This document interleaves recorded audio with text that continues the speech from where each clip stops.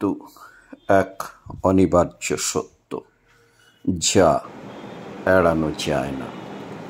কিন্তু মৃত্যুকে শুধুই শেষ?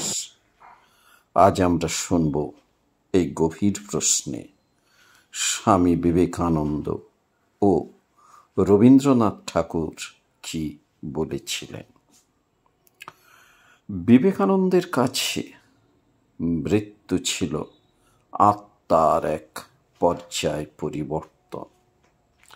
তিনি বলেছিলেন, আমরা দেহ নই, আত্মা। দেহ পরিবর্তিত হয়, কিন্তু আত্মা অমর। তার মতে মৃত্যু কোনো ভয়ের বিষয় নয়, বরং নতুন জন্মের পথে এক দরজা। তিনি গীতা থেকে প্রেরণা নিয়ে বলেছিলেন, যেমন মানুষ পুরনো পোশাক ত্যাগ করে নতুন পোশাক পরে, আত্মাও তেমনি এক দেহ ছেড়ে আরেক দেহে প্রবেশ করে। অন্যদিকে রবীন্দ্রনাথ মৃত্যুকে দেখেছেন এক সৃজনশীল ও চিরন্তন প্রক্রিয়ার অংশ হিসাবে।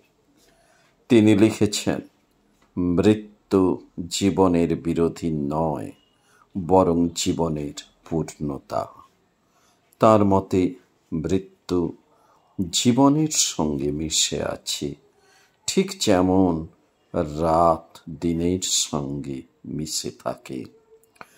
রবীন্দ্রনাথ বিশ্বাস করতেন, মৃত্যুর মাধ্যমে মানুষ অসীমের সঙ্গে একাত্ম হয়।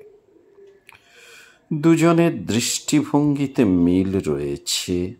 মৃত্যু নিয়ে ভয় নয়, বরং গ্রহণযোগ্যতা।